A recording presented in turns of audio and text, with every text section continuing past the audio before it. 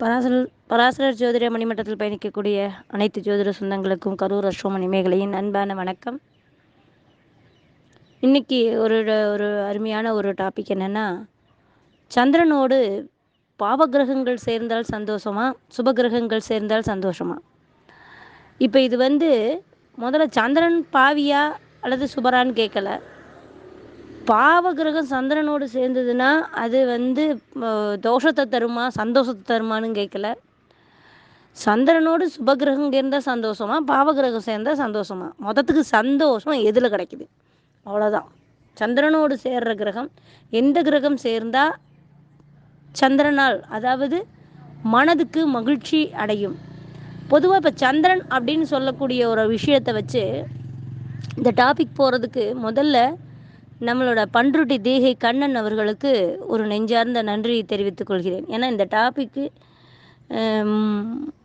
முதல் வித்திட்டவர் அவர் தான். அடுத்தது சந்திரன் ஐயா.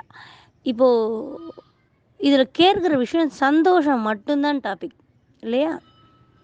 அப்போது இங்கே சொல்லக்கூடிய விஷயம், முதல்ல சந்திரன் எடுத்துக்கிட்டோம்னா ஒரு எதற்கு காரகம்? நீருக்கு காரகம். அதாவது எங்கே இருக்கிற நீர்?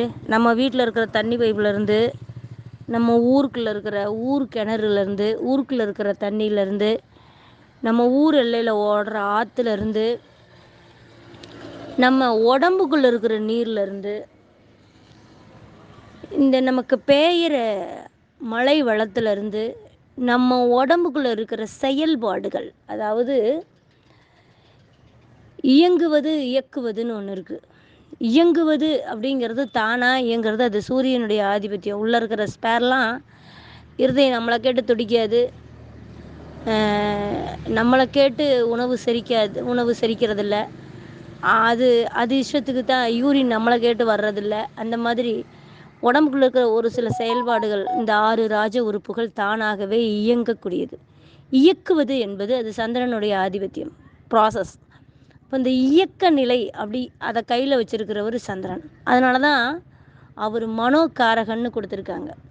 இப்போ இந்த மனசு அப்படிங்கிற இடம் எந்த அளவுக்கு அப்படின்னா, அது ஒரு தெளிந்த நீரோடையாக, பால் நிலவு போல தெளிந்த நீரோடையாக, பாலிலும் தாய்ப்பாலுடைய தூய்மையாக, தாய்ப்பாலினுடைய புனிதத்தன்மை வாய்ந்த அப்படின்னு சொல்லக்கூடிய அளவுக்கு சந்திரனுக்கு ஒரு தெளிவான மனநிலை, வட்ட முகம், நிலவு வரும் நேரம் ஒரு மன அமைதி, ஒரு நிசப்தமான ஒரு அமைதியான ஒரு சூழ்நிலை கொண்ட ஒரு மாலை பொழுது, இப்படியெல்லாம் வர்ணிக்கக்கூடிய காதலுக்கும் கவிதை நயத்துக்கும் ஒரு ரம்யத்துக்கும் அதிபதியான சந்திர பகவான் உண்மையாலுமே சந்தோஷத்தை அருளக்கூடியவர். ஆனால் அவர் நம்ம பாவ ரீதியாக முதல்ல சேர்ற கிரகத்தை பற்றி தான் கேட்டிருக்காங்க. இப்போ பாவ ரீதியாக இப்போ நம்ம என்ன சொல்கிறாங்க, 2ஆம் இடத்துல சந்திரன் இருந்தால் ஒரு காசு பணம் அப்படிங்கிறது ஒரு பிரயாணம் சார்ந்து, அந்த ப்ராசஸ் சார்ந்து, அல்லது நம்மளுடைய தமிழ் பாரம்பரியத்தை இலக்கியத்தை சார்ந்து தமிழ் படிக்கிறது, இதெல்லாம் வரும். 3 பாஷையாவது பேசுவாங்க அப்படியெல்லாம் சொல்லுவாங்க. பல பாஷைகள் பேசக்கூடிய, ஒரு இடத்தில் நிலை இல்லாத செல்வம், இப்படியெல்லாம் சொல்லுவாங்க. இப்போது நம்ம 3ஆம் இடத்துல இருந்ததுன்னா அடிக்கடி மாறக்கூடிய அல்சர் ப்ராப்ளம், ஃபைல்ஸ் சம்மந்தப்பட்ட ப்ராப்ளங்களை, ஏன்னா அது உடம்புக்குள்ளே ஒரு நீர் சம்மந்தமான விஷயங்களில் அது ஒரு ப்ராப்ளம் பண்ணும், அலர்ஜி சம்மந்தமானது.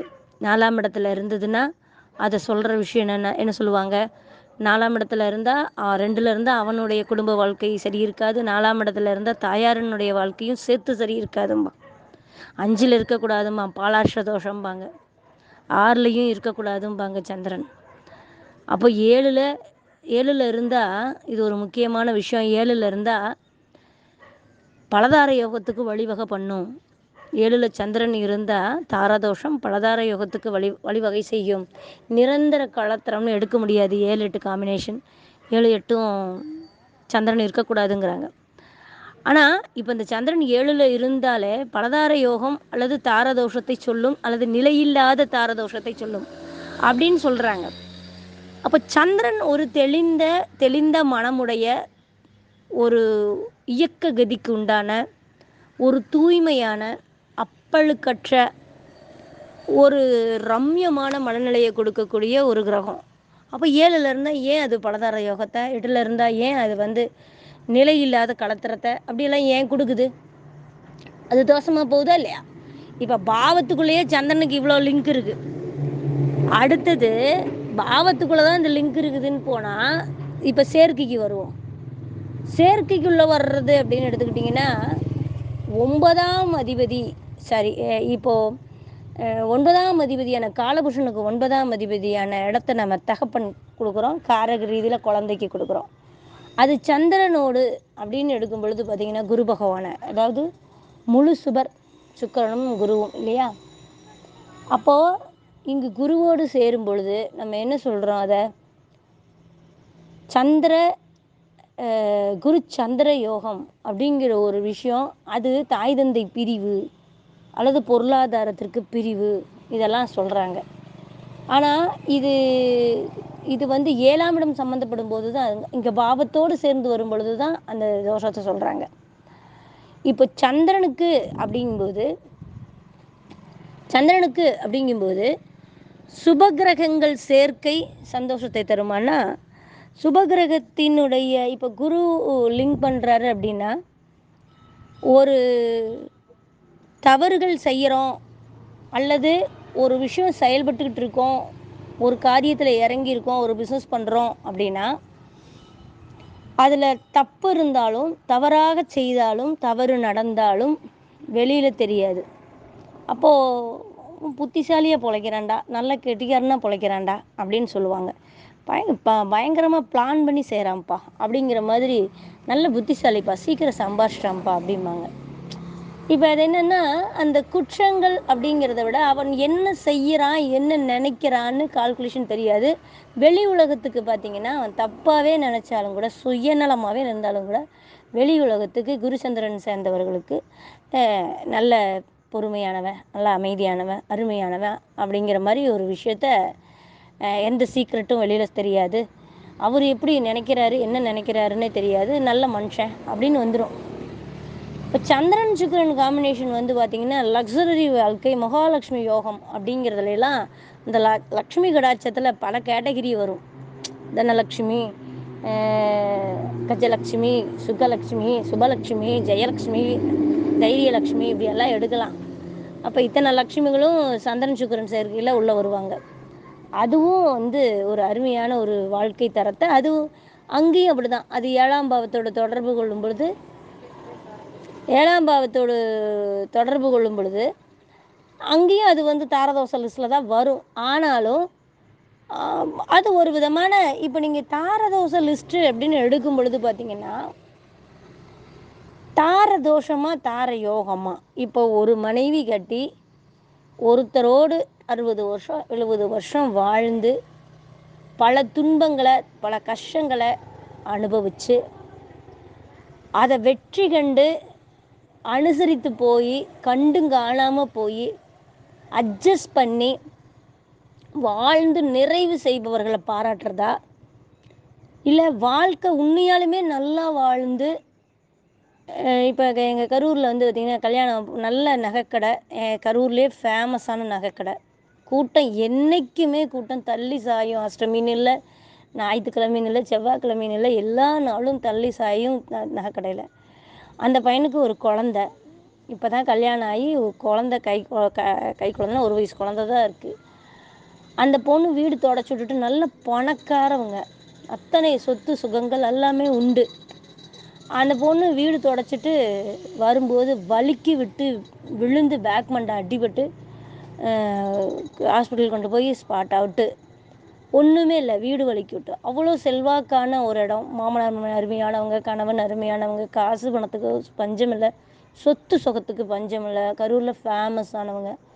ஒரு கிராமத்தில் தான் பொண்ணு கட்டுனாங்க. அப்போது எந்த குறையுமே இல்லை, ஆனால் மனைவி இறந்துட்டா. அப்போது இந்த தாரம் மறுபடியும் அந்த பையன் கல்யாணம் பண்ணாமல் இருக்க முடியுமா?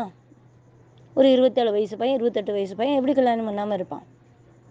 அப்போது இங்கு தாரதோஷம் ஒரு மனைவிக்கு 2 மனைவி கிடைப்பது தோஷமா சந்தோஷமானா, ஒரு ஒரு லட்டு சாப்பிட ஆசையா 2 லட்டு சாப்பிட ஆசையா? இதுதானே கான்செப்ட்டு. அப்போது ரூ. 1 இருந்தால் நல்லா இருக்குமா, ரூ. 2 இருந்தால் நல்லா இருக்குமா? ரூ. 1,00,000 இருக்கிறத கொடுத்தா போதும்னு சொல்லுவோமா, ரூ. 2,00,000 கொடுத்தா போதும்னு சொல்லுவோமா? போதும்னு எப்பவும் சொல்ல மாட்டோம். ஆனால் எது பெருசு?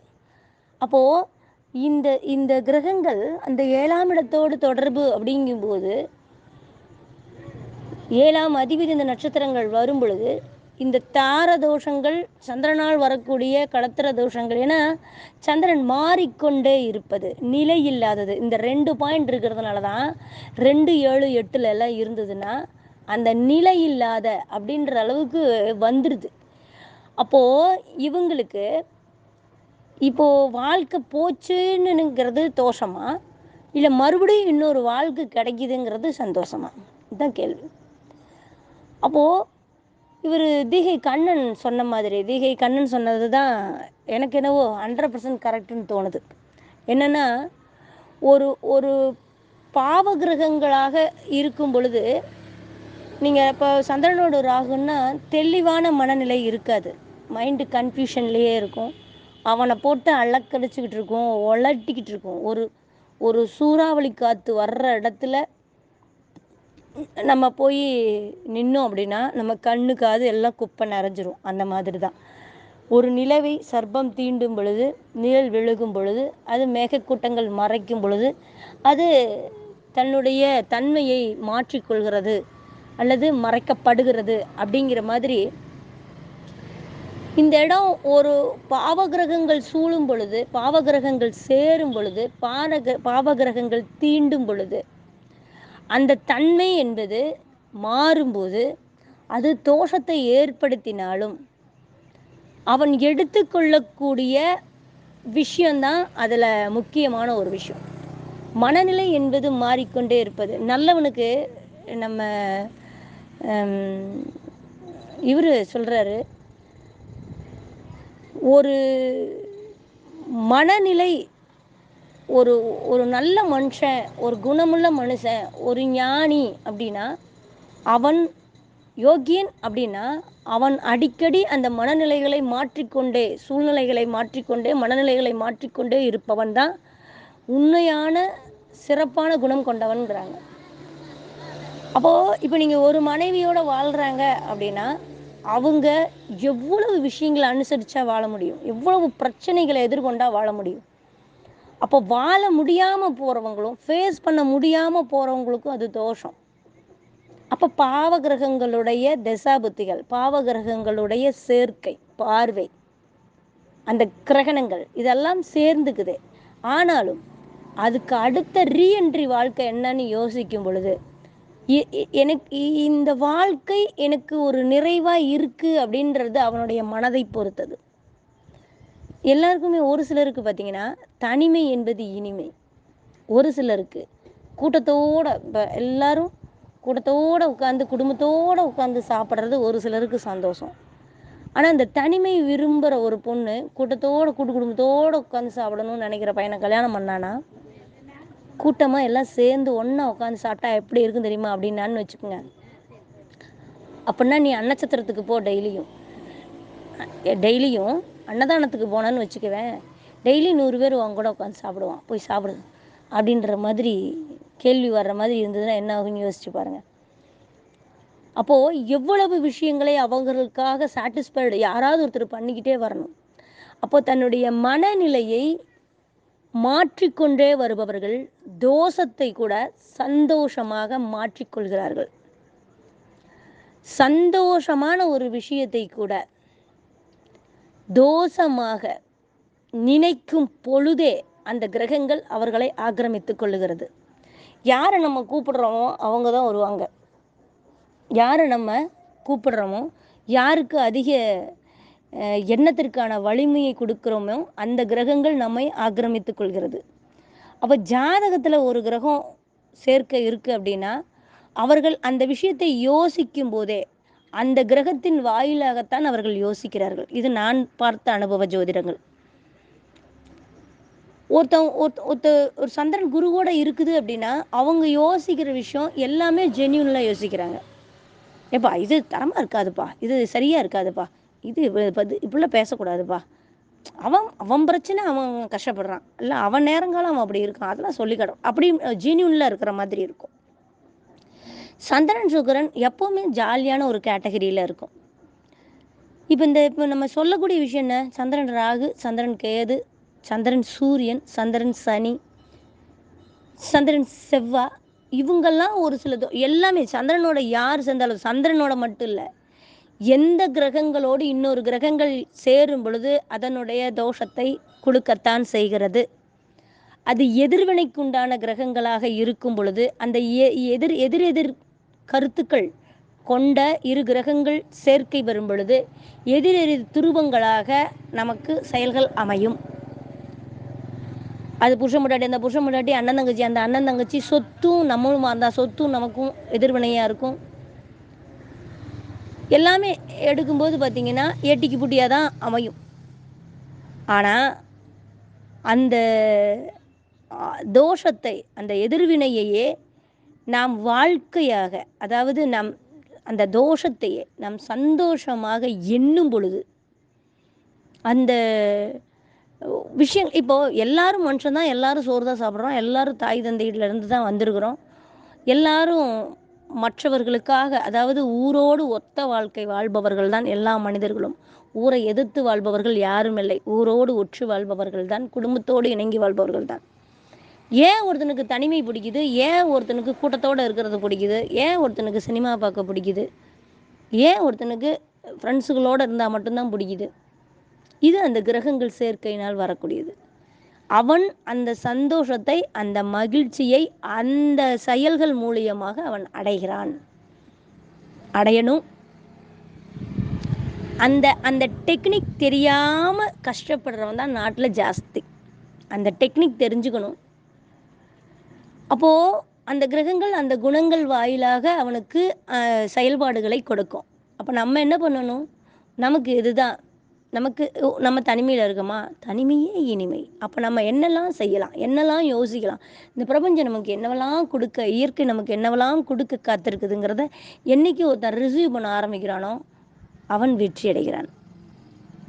கூட்டத்தோட மகிழ்ச்சியாக சொந்த பந்தங்களோட கெல்டு கிண்டுகளோட இருக்கிற சொந்த பந்தத்தை எல்லாம் அவங்கவுங்க பையனுங்களாம் போய் செட்டில் ஆகிருப்பானுங்க. ஆனால் அந்த கெல்டு கிண்டல் நம்மக்கிட்ட வந்து அழுகும், நம்மளை பார்த்துக்க சொல்லும், நம்மளை ஒன்று வாங்கிட்டு வர சொல்லும். இதுவும் நம்ம ஜாதகத்தில் இருக்கக்கூடிய விதிகள். அப்போ நம்ம என்ன செய்யணும்? அந்த முன்னோர்களுக்கு தேவையானது, அந்த பெரியவங்களுக்கு என்ன தேவையோ அதையெல்லாம் மன மகிழ்ச்சியோடு செய்யணும். நம்ம போய் எங்கெங்கேயோ போய் நம்மெல்லாம் பரிகாரங்கள், பூஜைகள், புனஸ்காரங்கள் செய்கிறத விட அவர்களுக்கு என்ன தேவையோ, நோம்பி நொடினா அதுகளுக்கு ஒரு துணி எடுத்து கொடுத்து, அந்த வயசானதுகளுக்கு ஒரு ஒரு ஒரு ஒரு பக்கம் பொரிய வாங்கி கொடுத்தா கூட அது சாப்பிட்டுட்டு சந்தோஷமாக நம்மளை ஆசீர்வதிக்கும். போடா நீ ஆடிக்கு ஒரு நாளைக்கு, அமாவாசைக்கு ஒரு நாளைக்கு என்னை வந்து பார்க்காட்டி போகுது.